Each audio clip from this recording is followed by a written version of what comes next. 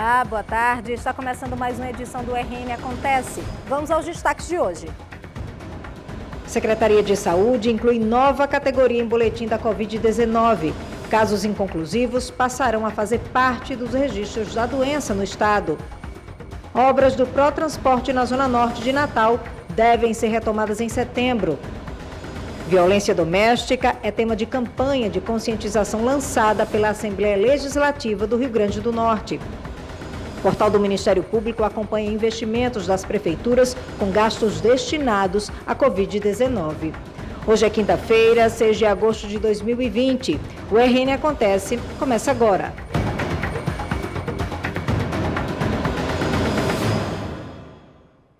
A Secretaria de Saúde do Rio Grande do Norte anunciou uma mudança nos dados da apresentação do novo coronavírus. Os boletins epidemiológicos passarão a contar a partir de agora com a categoria casos inconclusivos, que antes eram registrados como casos suspeitos.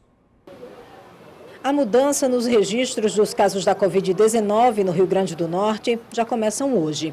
A categoria inconclusivo vai abranger as pessoas que apresentaram sintomas semelhantes aos observados na Covid-19, mas não realizaram o teste para confirmar a doença e que já estão fora de risco. Com a mudança, o número de casos suspeitos deve cair nos próximos dias. A testagem na rede pública de saúde para detectar o novo coronavírus estava restrita até o mês de julho às pessoas que apresentaram um quadro avançado dos sintomas e que eram de algum grupo de risco. Mas a Secretaria de Saúde ampliou os critérios na segunda quinzena de julho para testar todas as pessoas que têm os sintomas gripais ao chegar numa unidade de saúde. Os casos considerados suspeitos, que foram registrados pela Secretaria antes da mudança, passarão a ser inconclusivos também. A violência doméstica é o tema de uma campanha lançada hoje pela Assembleia Legislativa do Rio Grande do Norte. A campanha foi lançada oficialmente pelo presidente da Assembleia Legislativa, o deputado Ezequiel Ferreira, através de uma live. A campanha de combate à violência doméstica será divulgada em todos os meios de comunicação e contará com ferramentas de inovação, como o uso do QR Code nas peças publicitárias. A conscientização que essa campanha faz para com as mulheres, que muitas, inclusive, nem têm ciência que estão sofrendo violência, como também chamar a atenção do poder público para que esse tema ganhe centralidade nas questões, seja de decisão, seja de construção de ações frente a isso. A violência doméstica ela acontece na classe média, na classe alta, na classe baixa, em todas as classes sociais. E é preciso muitas campanhas de conscientização, de informação, para passar para essas mulheres quais são os direitos que elas têm, as leis que já existem no nosso país. A violência doméstica tem sido um dos assuntos mais discutidos entre os deputados durante as sessões remotas e que tem gerado mais registros de solicitações de requerimento ao Executivo como reforço policial e projetos de lei. Entre as leis aprovadas no período de pandemia pelos deputados está a que criou a Delegacia Virtual para o Enfrentamento à Violência contra a Mulher e a que obriga os condomínios residenciais a comunicarem aos órgãos de segurança pública casos de violência doméstica. No Rio Grande do Norte, a violência doméstica praticada contra as mulheres teve aumento de 258%.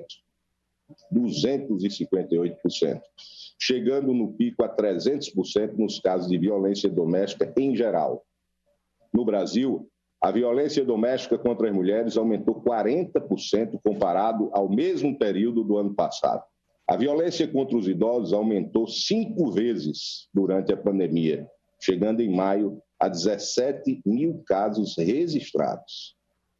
Já a violência contra crianças e adolescentes não há dados precisos. Mesmo assim, as crianças e os adolescentes são os que estão mais expostos à violência doméstica e ao silêncio, lamentavelmente.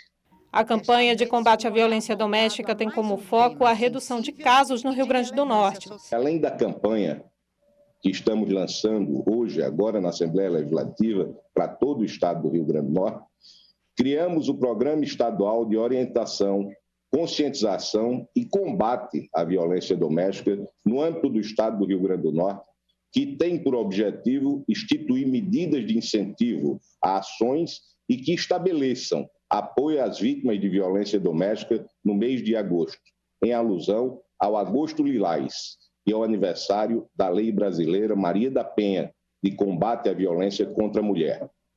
Atendimento terapêutico online, objetivando a promoção da saúde mental e a conscientização sobre as questões de relacionamentos abusivos e casos de violência doméstica.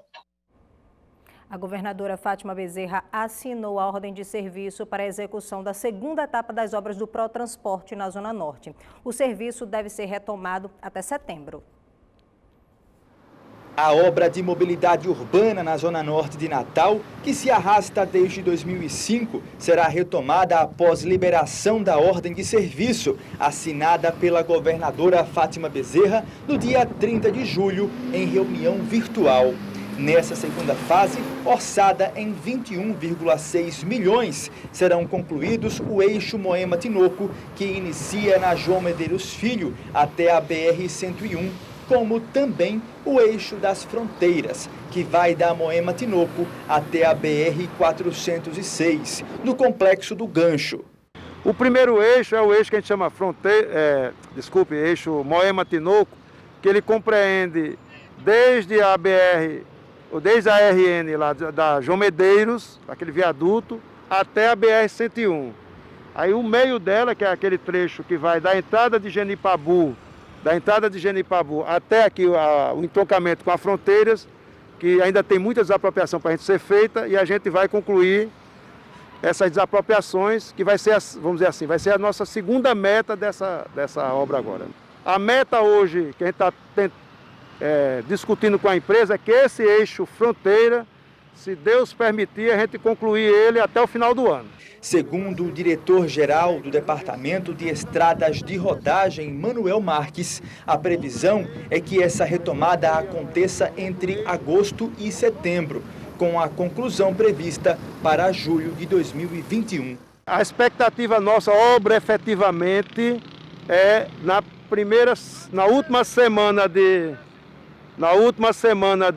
agosto, primeira semana de setembro, porque nesse tempo a gente já, inclusive estou aqui com o doutor Ornelis, da Secretaria de Educação, como atinge uma escola, a gente está fazendo as tratativas iniciais para quando a obra começar, ela só parar quando terminar, que está previsto para julho do próximo ano. A expectativa agora é para a elaboração e licitação da terceira etapa da obra. É assegurar os recursos para concluir lá, que é em torno de 50 milhões de reais, que o Ministério assumiu o compromisso de possibilidade, né, aditar o atual contrato e alocar recursos do OGU para concluir lá a obra. A terceira etapa, que vai do viaduto da fronteira até a BR-406, lá onde está sendo construído o Complexo do Gancho, onde ela vai se integrar com aquela importante obra que o DENIT está fazendo. No próximo bloco, você vai ver o portal do Ministério Público acompanha investimentos das prefeituras com verbas destinadas à Covid-19. É daqui a pouquinho.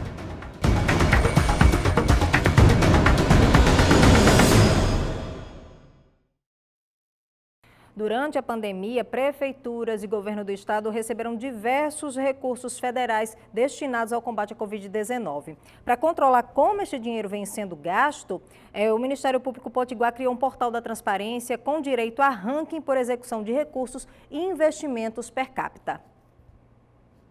O portal Confúcio do Ministério Público faz o monitoramento e avaliação dos portais de transparência dos municípios do estado. Nessa nova versão, a plataforma avalia os gastos no enfrentamento à pandemia do novo coronavírus em cada cidade. O Confúcio é uma plataforma aberta, encontra-se localizado no sítio confúcio.gaeco.mprn.mp.br e ele verifica por 3 vezes ao dia os portais de transparência dos municípios e do governo do estado, trazendo dados de forma acessível à população, principalmente no que diz respeito à transparência pública, através de critérios, que já são 8 que estão sendo avaliados, e dos gastos públicos para o enfrentamento à pandemia.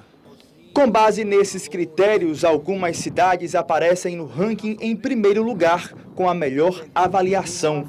Lagoa de Velhos aparece na primeira colocação no critério de percentual gasto por habitantes para o enfrentamento à Covid-19. O município recebeu R$ 470 mil, gastando R$ 172 por habitante.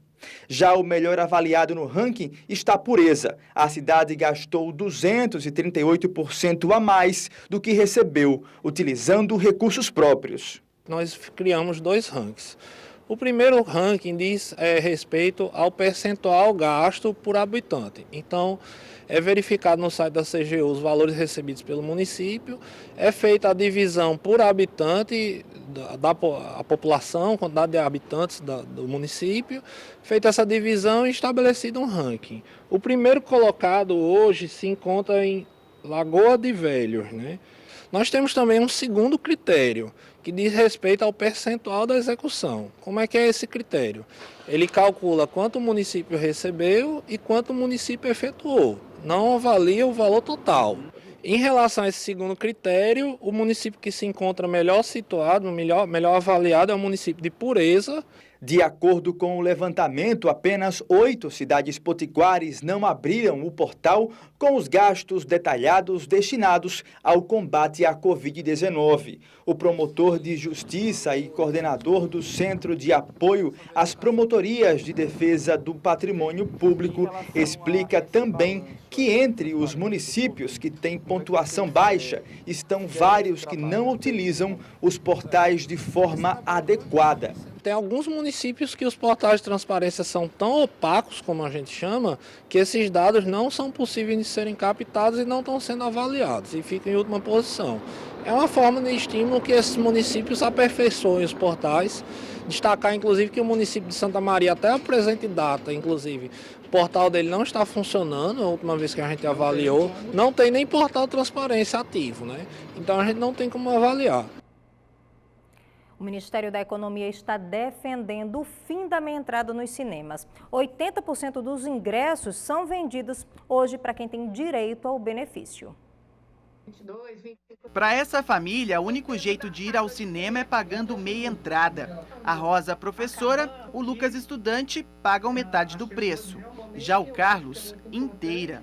Com os preços tão altos, esse benefício ele é muito importante para os estudantes, para os professores, para os idosos. A estimativa da Agência Nacional do Cinema é que quase metade da população brasileira tenha direito ao benefício, dado a estudantes, crianças, idosos e professores. Em 2017, em média, 70% dos ingressos nas salas de cinema eram vendidos como meia entrada. Mas nos últimos anos, esse número cresceu. Atualmente, quase 80% dos lugares ocupados são por quem usa esse benefício. Um cenário que tem provocado uma distorção nos preços e impactado o setor. A polêmica forçou a Ancine, o órgão regulador, a abrir uma consulta pública para discutir a obrigatoriedade da meia entrada. A discussão está aberta até o dia 13 de agosto. Nós somos contra o uso indiscriminado da meia entrada.